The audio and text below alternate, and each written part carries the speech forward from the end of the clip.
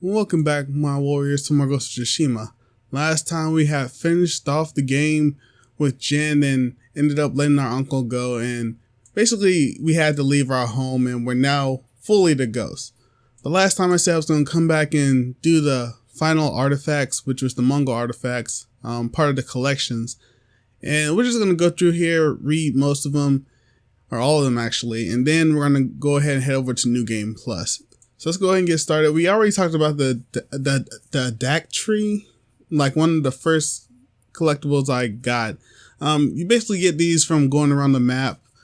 Some are secret, so you won't really find them without using the little gear that helps you find it. I think it's like the traveler's gear, and you have to upgrade it. But just travel around the world. You know, do a little bit of exploration. Don't just play the game through. But I guess not a lot of people would really care about what's these Mongol artifacts or whatever. I just wanted to do this because it's the one thing I didn't do, aside from the records, Tsushima, the banners, and everything else. So we already talked about the DAC tree, so we're gonna go to the siege weapons. All right. So siege weapons, used primarily in assaults on fortified cities, the advanced siege weaponry employed by the Mongols shows how central engineering and technology is to their war efforts. The Mongols draw on the knowledge gained from captives and subjects across the Asian continent, including their Arab, Persian, and Chinese experts, to construct their vast arsenal. Okay. The Mongol Gutol. Traditional boots worn by Mongols. Gutols are made of embossing leather cowhide with hand-sewn soles constructed for maximum durability. Ideal for horse riding, then their upturned and pointed tips prevent riders from catching their feet in the stirrups and falling off their horses. This feature also demonstrates the Mongol respect for the land, as the shapes minimize the size of the wearer's tracks. Okay. Yeah, it kind of does. Dried meat. Air-dried and ground meat called boars is used as rations by Mongol troops. Boars is easy to transport. Cooked simply with water and is often kept under the saddle to further tenderize it. What? Seriously? Black powder cannon. Oh, okay. The proliferation of gunpowder technology throughout Europe during the High Middle Ages has largely been due to the use of explosives and firearms by the Mongols as they pushed beyond Asia. Gunpowder also played a major role in the Mongol conquest of China. One of the most notable, such as weapons used during the invasion of Japan, is a small explosive bomb used to injure and panic the samurai's horses. Yep, that will work. The Arlo. The Arlo is a staple of Mongol nomadic diet, made of curd boiled in fresh milk. The resulting mixture is combined with sugar and fruits before being dried and sliced into various shapes and patterns. Interesting.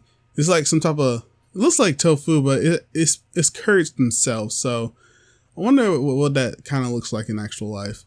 Composite bow. Alright, one of the Mongols' principal weapons. The composite bow is incredibly accurate with a range of over 250 yards. The bows themselves are built with core of wood, such as birch and elm, strung against its natural curve. Over time, bamboo has become one of the most desirable materials for this, as it lacks the grain.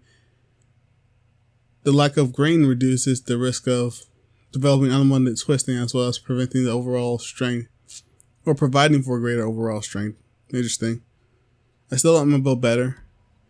Dishware and pottery. While ceramics and pottery are well-known products of China, these fragile materials are ill-suited to the Mongols' nomadic lifestyles. Containers traditionally used by the Mongols are made from wood, metal, and leather. Okay. So yeah, ceramics and pottery usually breaks very easily.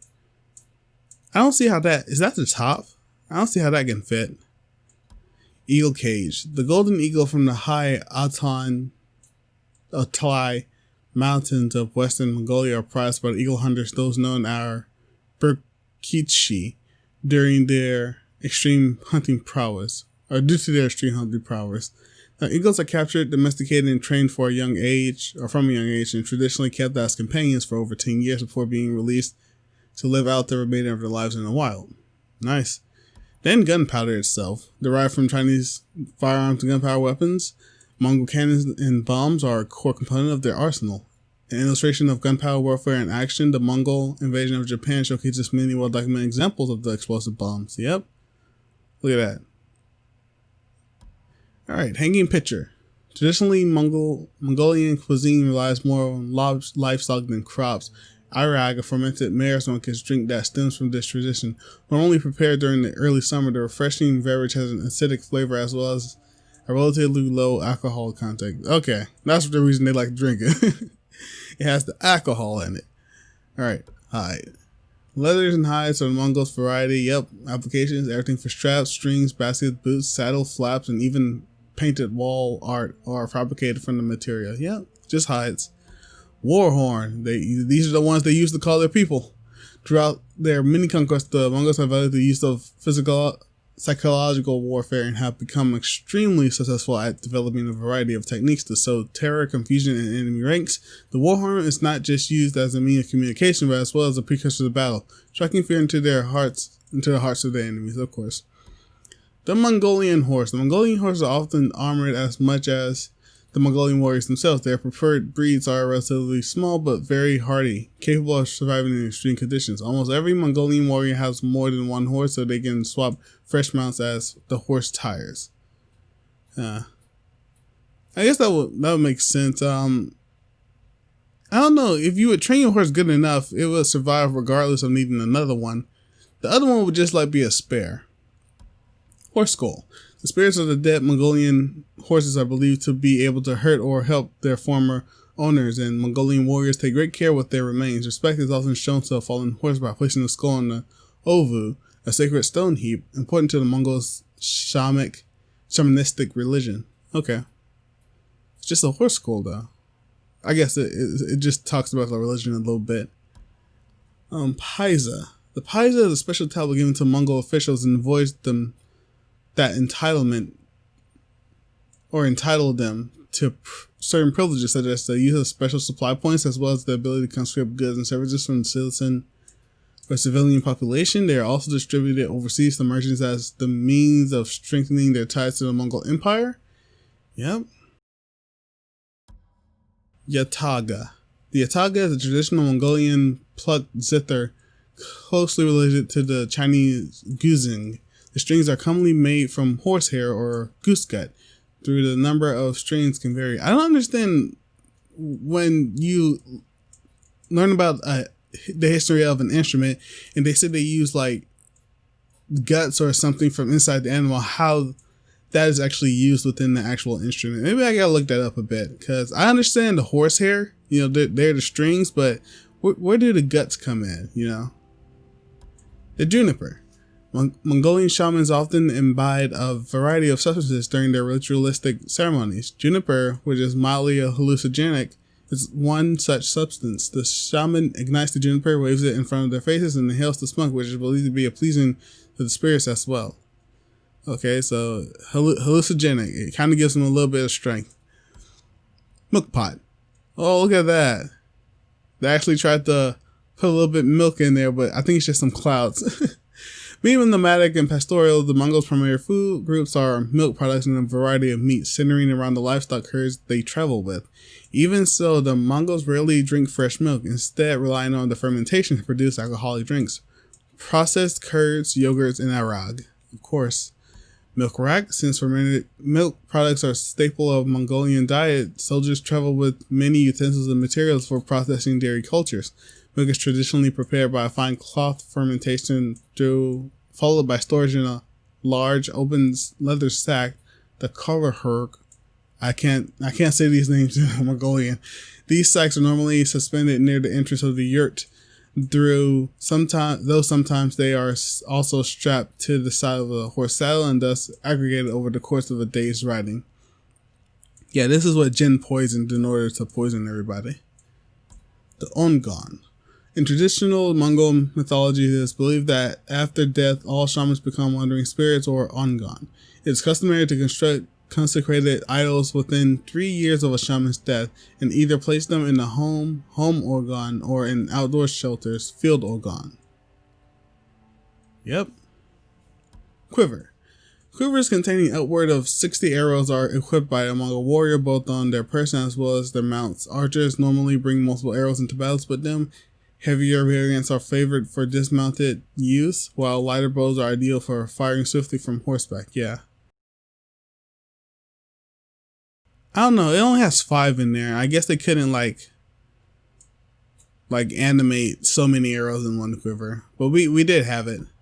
The saddle, we talked about this because it doesn't have a little red mark. So yeah, I'll leave it up there for a second. Y'all gonna read that one since we already read it. But Next, Shanghai or Shagai. Though to be one of the first forms of dice, the term Shagai refers to the ankle of a goat or sheep. Games involving the use of Shagai, sometimes identified as ankle bone shooting, involve predicting the bones that will land on up or down when rolled. In additional to this, wolf Shagai are kept as a sign of good luck and fortune. Okay. Wolf Shagai. Oh, okay. I don't really see any shape, but I guess these were forms of dice? Weird. The shaman drum used during religious ceremonies to aid the shaman in achieving a trance-like state. The sound of beating drums are often accompanied by call and response, shouting, and energetic circle dance. One such ceremony involves the Kartalnik, or black shaman, whose primary function is to bring people into contact with an ungone spirit. And look at that. They even got the detailed back. Goodness, man. Let's go ahead and go full circle. So that's the state that you use to hit the drum. Yeah, I think I've seen them actually play with this. If you go to one of the secret little areas where they're just sitting around and drinking, I think sometimes they'll play this. Soldier supplies. All right, nomadic Mongol tribes only travel with what is immediately needed, a practice aided by their ability to live largely off land beyond the weapons necessary for conquest. Mongol soldiers often travel packed with sundries like fish hooks and other tools useful for maintaining a varied and flexible diet. Okay, so this is just food stuff, food utensils, or things to catch food or cut food, basically. And there goes the, I don't know what it's called, but it's that dried stuff from the curds that I guess you mix with fruit. All right, tono. The tono is the large circular ring or crown of the traditional Mongol yurt. Constructed from durable wood, these structures are highly valued and often passed down for multiple generations. Alright. I wonder if they just took all the assets from the game and just put them in here for the artifacts. Alright. Yep, these are the things we burned down. Alright, Shram. The Shram, or mass dance, is a Tibetan Buddhist ceremony held at the beginning of each year, considered important for exorcising evil spirits. The Mongol Empire gradually took off of Tibet in 1240 and 1250.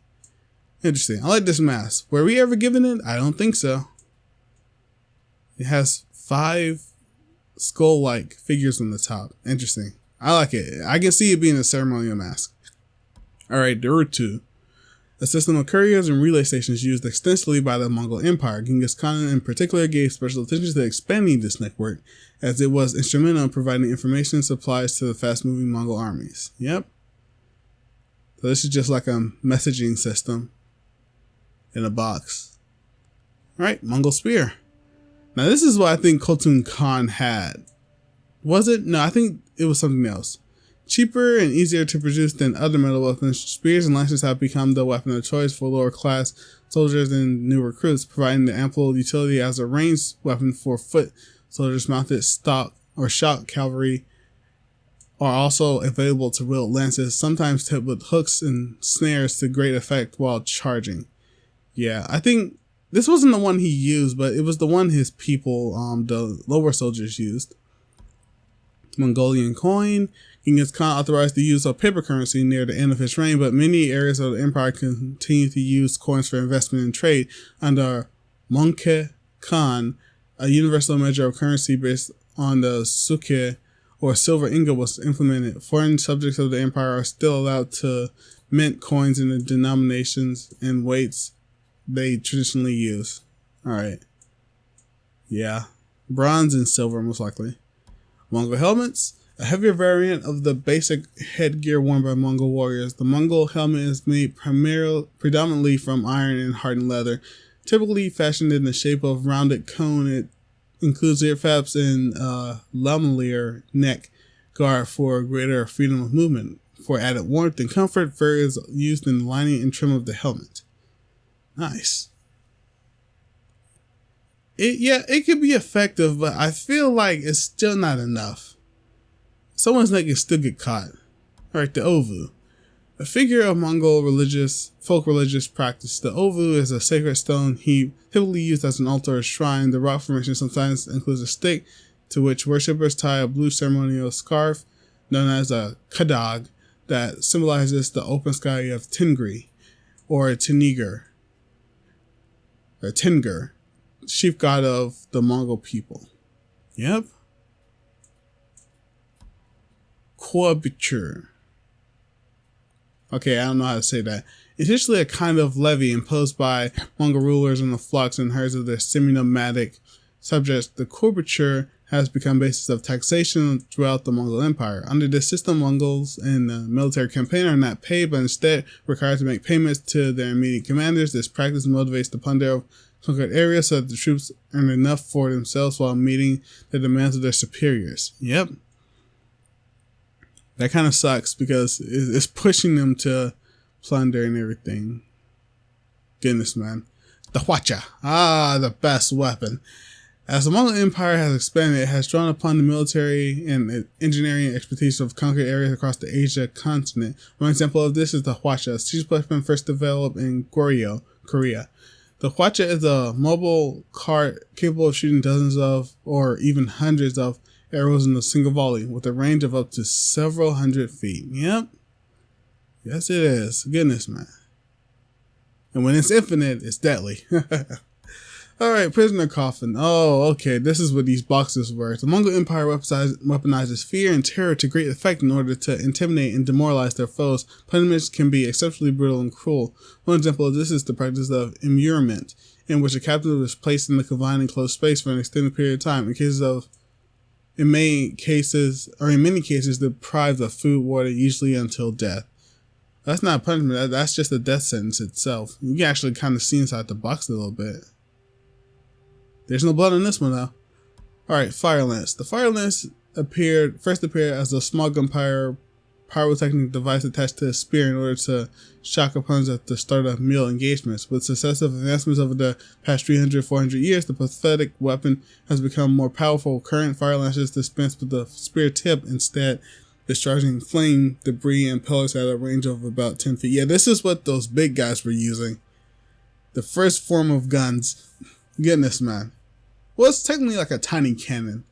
I've got to remember this weapon. You know, if a game ever comes out and they want to use weapons of old times, they should use this one. This would be a great use of like a gun weapon. Because this is deadly, especially at close range. Well, it'll only be used for close range. Okay, Makahala, the Mahakala mask. Kind of looks like the other one. Revered in Buddhism as a guardian deity, the Makahala is depicted in many forms, though most often as an imposing presence with the black face, 3 eyes, and a crown of 5 skulls, believed to represent the transmutation of negative affliction, the 5 kashla, into the 5 wisdoms. The Mahakala incorporation into the Mongolian shamanistic ritual is one example of the impact Tibetan Buddhists had on the nomadic tribes of Asian steppes. Okay. Yeah, it kind of looks like the other mask, but this one, I guess it's the Guardian. The other one was ritualistic. This one is kind of different. Mongol Saber. The best known for the composite bows, Mongol troops are also proficient at close-range melee combat. They are also known to use maces, typically wielded by more heavily armored cavalrymen, axes and swords, that last of which most often featured a curved saber-like design. The Turco-Mongol saber utilizes a slighter curve and sharp point with reverse edge of the blade sharpened along with the third of its length. The upper third of its length. Okay. Yeah, it's a reverse edge, but it has like a type of shielding for the back, so yeah, it works. The Mongol bomb. Goodness, man, look at this. Goodness, man. The rise of the Mongol Empire has facilitated the advancement of gunpowder technology. An example of this is going to be seen in the adoption of the heavily striking thunder bomb, first developed in the 12th, 13th century China. This handheld bomb is made of cast iron and sports an adjustable fuse, allowing the wielder to alter the wick's length to match the distance to the target. Yeah, this is what they were using, I believe. That was sparking. Goodness, man. And look at that. If that explodes, those spikes are going straight into you. The offering plate. The Mongol people worship a diverse hierarchy of spirits. The highest among the pantheon are myriad gods known as Tengri. These spirits are typically only contacted by great shamans and leaders. Beneath their tiers are 3 groups of ancestral spirits, lord spirits, protector spirits, and guardian spirits, with lesser echelons beyond these. Ceremonial offerings to all these spirits were made at communal or private shrines and consisted of food, joust, stakes, and libations. Alright. The Mongol shield. This is the big one. Mongol shields are lightweight with circular dome construction of woven and bound wicker or willow, which is sometimes covered in animal hide or leather, though hereafter variants are often adopted by more heavy armored shock troops. In either case, the handles are constructed so that when gripped, the shield is aligned with the front of the closed fist. Alright. Yeah, you can't cut through these. That's not happening. Looks pretty good. I like it. I like these shields. These are like upper advanced heavy men shields. Alright, Greek base. During the summer of 1242, the Mongol defeat of the Latin Empire caused a major power shift in the Aegean world. An invading force led by Kadan, son of the second great Khan Ogedei, swept southward after devastating Bulgaria and Serbia. Though repelled during an initial encounter in Thrace, subsequent relations between the Mongol Khans and the Latin Emperor Baldwin II suggest that he was at some point captured and forced to submit and pay tribute to the Mongol armies. This is likely how the vase wound up in Mongol hands. Okay. Chinese vase. Spanning 6 decades, the Mongol conquest of China began with Genghis Khan's invasion of Western Xia in 1205. China is now ruled by Kublai Khan, marking the first time in history that the whole of China has been conquered and controlled by a non-native ruler. Many Chinese citizens have been conscripted into the Mongol warfare, including scholars, doctors, engineers, and anyone with valuable specialized skills. Gold bracelet. Mongol craftsmanship fabricate jewelry and other decorative metalworks using gold, silver, copper, and semi-precious stones like agate and turquoise. Bracelets often have a combination of geometric and animal-inspired designs.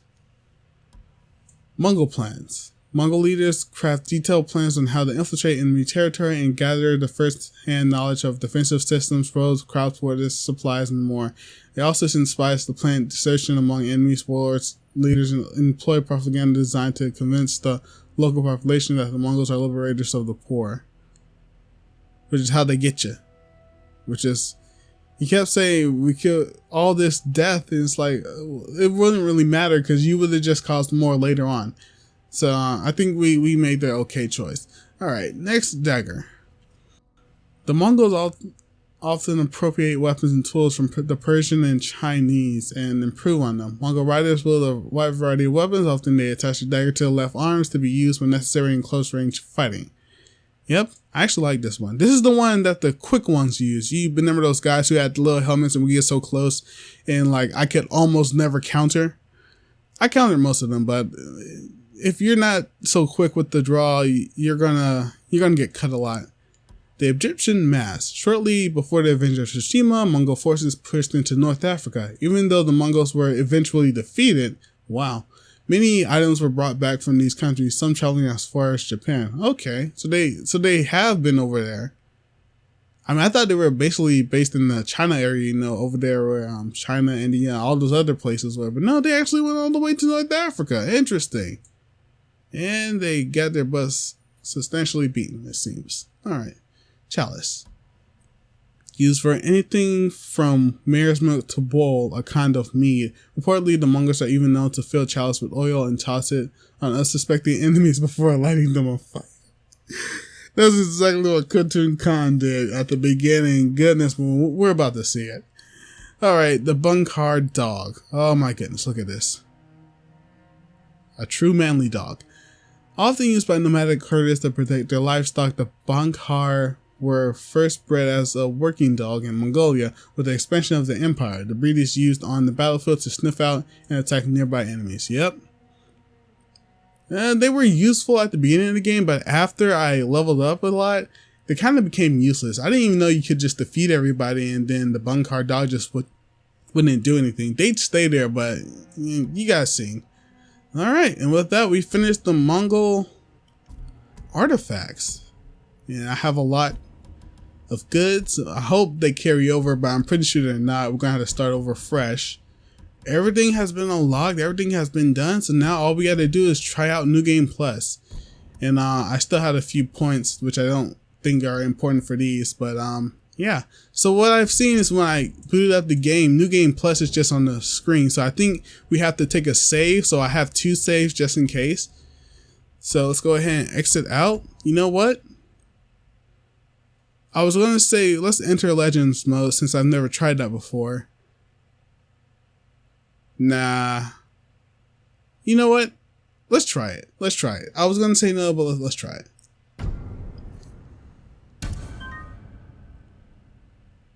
Alright, so we have to download, okay. So yeah, that's why we can't enter Legends mode. We have to download it, and because it's a online thing, I don't have a PS Plus account, so I probably wouldn't get anywhere with it. So yeah, that's what I thought. Alright, let's go back to, let's go ahead and go to New Game Plus. Alright, we're here on the title screen. As you can see, we got New Game Plus here. I really want to play the Legends mode, but I'm not willing to play the pay the PlayStation Plus thing. Alright, New Game Plus, let's do this. Play the game again with all techniques, gear, and vanity items obtained as the previous playthrough. Start immediately after release to the open world to peruse new upgrades and vanity items. Difficulty is increased to provide a new challenge. Okay.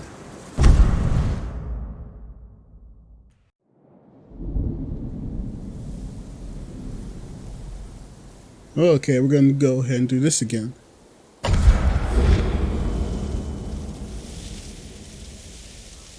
Home theater, bookshelf speakers. Alright, yeah. Medium plus. Oh, everything's plus. Alright, we're just going to keep it on medium. This is like for challenge. I don't really need that. Standard experience. Subtitled, nice. Sora, this will be your companion's name for the entire journey. Nobu. Oh, so they're not letting us use the same horse names? Are you serious? Come on. Alright.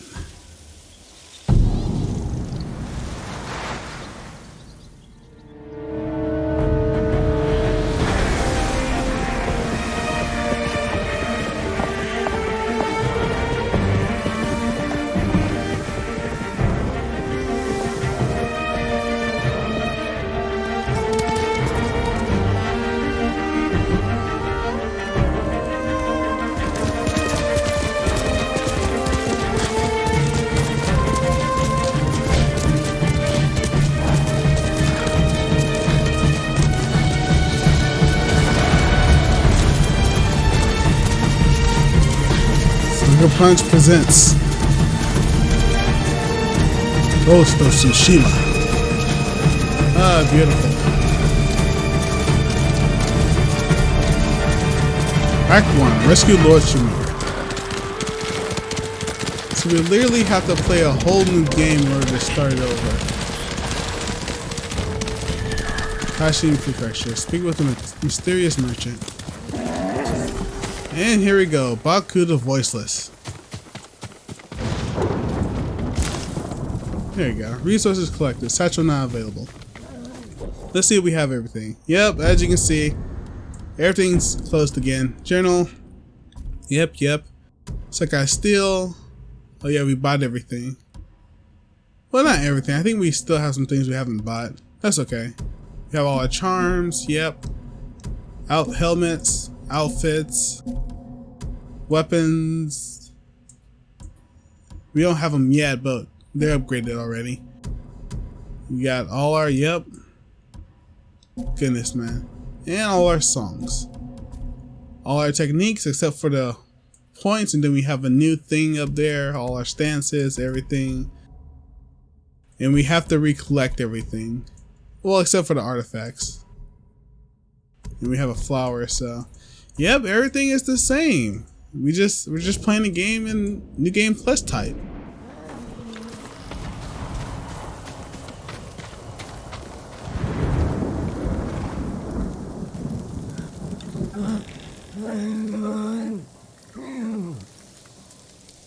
Who are you?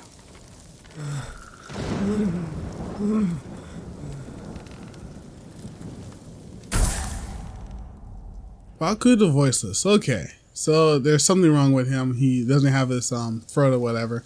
Let's go to armor. Deadly Rivals attire. Okay, so this is Ryuzo's armor. Nice. Now Archer's Mastery. This is Sensei Ishikawa's armor. And we have to collect ghost plants, so I'll figure out how to do that. Armor dies. We get Wayfarer. I like this one. This is for the Traveler's attire. Sakai Clan. Legacy of the Guardian. Nice looking ones. Kensei armor. Dual lights. And then the Sagune or Saguin Autumn. The Saku's armor, Bright Defender. I don't really like it as much. Tadayori's armor, Flowers of War. Oh, I like this one. Pretty nice, pretty nice. I still don't like the hat, but I guess that's the archery stuff. Ghost armor, Avenging Spirit. The other armor, if we had killed Lord Shimura's, that it would have been all white. And I kind of like that armor a little bit more, but I guess we have to kill him in this one. Because there is a thing, damage beyond repair. This is Dark Savior. I don't know who would really wear this. I guess if you're going through a run without any upgrades, you would, but the Defendoshi, and this is the one with Jin is, Jin's just, he's drunk, basically. Next, Charms, and this is what I was really looking for. Okay, all combat is much bloodier. Don't need that. Successful attacks which your enemy will attacks kill you. Iron Will is disabled. Oh, okay. Successful enemy attacks kill you. Really? Iron Will is... No, I'm not... Curse of Misfortune. You will never gain resources or ammo from fallen enemies. I kind of don't even get that normally. Curse of Exhaustion. Actions that use Resolve cost twice as much. Charm of Steadfast Fire. Greatly increases the length of the fire. Okay, Way of Flame. Charm of Distraction. Performing Iron Will. Wind Gust and Hornets will distract the enemies. Okay. Charm of Canine Recruitment. If you sneak up on a Mongol dog, you can pet it. The dog will become your ally, stealthing and fighting alongside you against enemies. Nice. But I think these are the ones I really want to get. When you are damaged, your ghost kill streak loses 1 kill instead of resetting. Nice.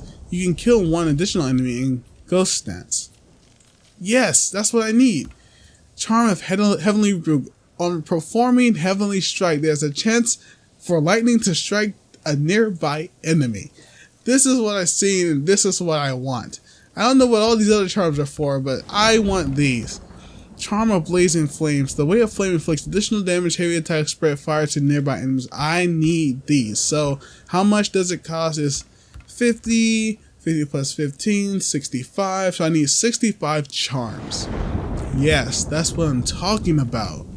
But I only have 5, so where can I find these spirit flowers? We're gonna check that out first before we do anything. In the Dance of Death, the eyes move slower. I like this one. Betrayer's Hat is now dark. Death of Friendship casts a long shadow. Blood-stained Betrayer's Hat. Yeah, this seems more realistic to what's supposed to be. The Koi Straw Hat, didn't really care for it. Kitsune Straw Hat, it's kind of like the other one that's just red. Bone White Straw Hat, this is the one you get from upgrading the, those Straw Hat men. Yeah, the Straw Hat armor. The Mosaic Straw Hat, and the Graceful Marsh Straw. I don't understand this one. It's just a marsh hat, and it doesn't really look too cool to me. Alright, and Mask. Trickster Wolf. I think this is the wolf mask with the different red coating, white coating, Midnight Snarl, black coating, Jade. Jade. This is the green version of the white one's Jade though. Ancient Dragon. Again, the same one. This was just white and blue. Majestic Samurai Clan mask. The Oni, Time Worn Oni. This is different, I think. Ocean of Blood. That's pretty okay. Adachi Dragon Mask. Interesting.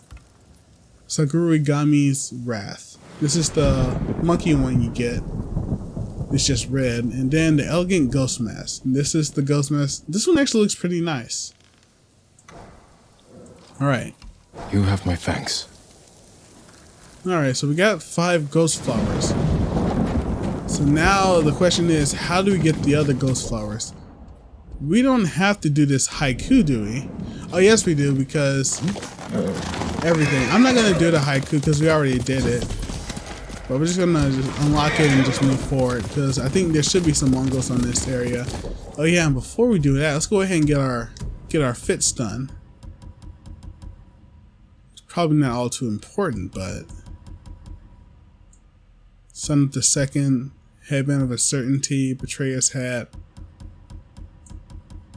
Oh yeah, I forgot. I don't have that thing to tell me. Let me see. Headband of Rebirth. That's the one I'm looking for. There we go. Serious, yeah. So we still have everything. Tomoe's mask doesn't look too great. Let's see. Nasu Baba's Wrath. Wolf of Tsushima, Purity of War. I just don't see how some of these masks just work. The Scale of Vengeance is kind of scary though. Sakai mask. Glowering Warrior. And we still have the other looks. Yeah. I'll put the ghost mask on. And we'll also wear the ghost armor. Let's see, what was it? I think it's this one. Yeah, this is the one. This wasn't the one we had on, but that's the one that I just chose from the mask. Actually, I like this one a little bit better because it has the color, but we'll go with this one. Alright, the range weapons. Sakai, Prowling Warriors, Demon Eyes, Emperor's Tears. We'll take the Sea Dragon's Wings. I don't remember what almost any of these are. Deal moderate bonus damage. Nope. Let me see. Killing enemies. Yeah, I think that one was one of them I kept on. So arrows are silent. Killing enemies restore moderate amount of health. Matarasu. Iron Will, Sully, Perfect Dodges. Struck. Hidden. Okay. See, all these are the same. I'm just going to pick something for high damage output. And defense. We have to expand. Nah, we already did. Might increase the meal damage. Stagger damage. Ghost build. Increases health and meal damage by a massive amount. Yeah, that's the Inari Might. Might increase the... Yep. Let's see. Status effects. Game resolve. 50%. Yeah, I think this was one of them. Divine healing. Well-being. Silence. Fire Doctrine. Lost Mind. Shadows. Fortitude. Rejuvenation. Broken Barriers. Unyielding. Majorly reduces damage while at 50%. Yeah. I think that's the one I want. Moderate increase the health. Reduces all damage to major amount. Resistance tree. That's one of the ones. Yeah. Resistance tree. I'm more of a just like... I can do stealth, but you know, I kind of just go in the fights. It may not be the same loadout, but it should be good enough. Techniques are the same, no change. Alright. So, main thing to do is to find out how to get these ghost flowers.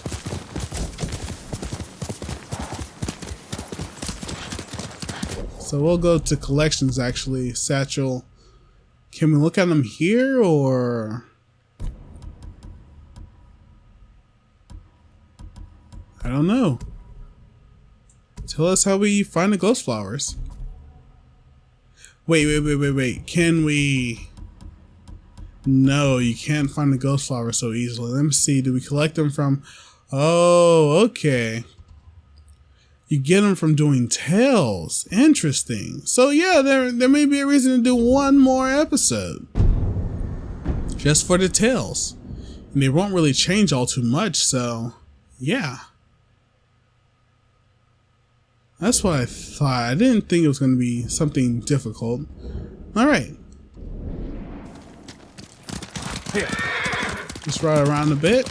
Let's see if we can go ahead and fight some Mongols. See how I do normally. What was that? There we go. We could do a Sekai standoff.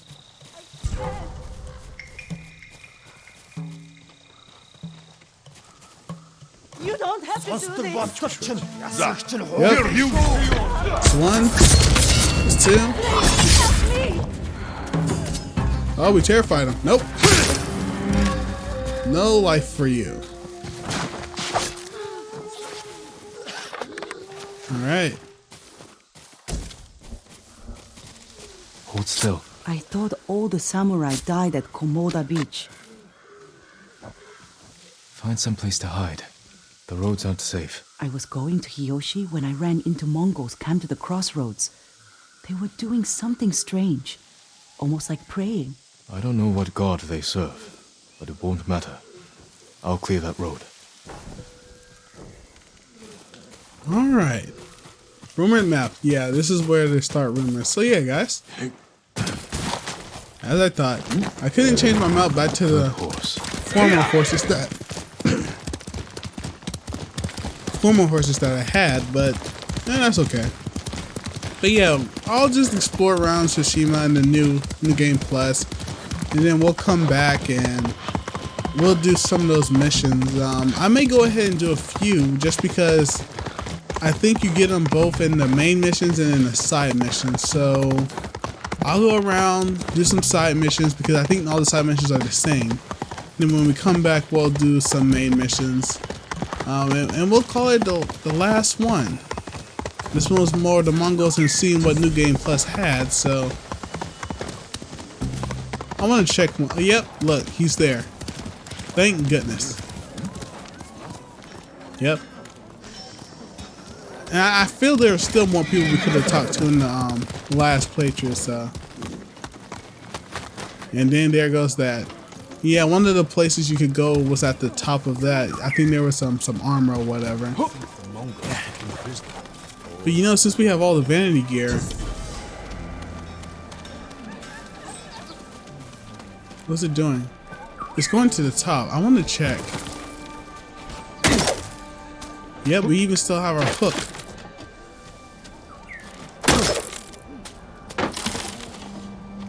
Let's see. Let's go ahead and get up here.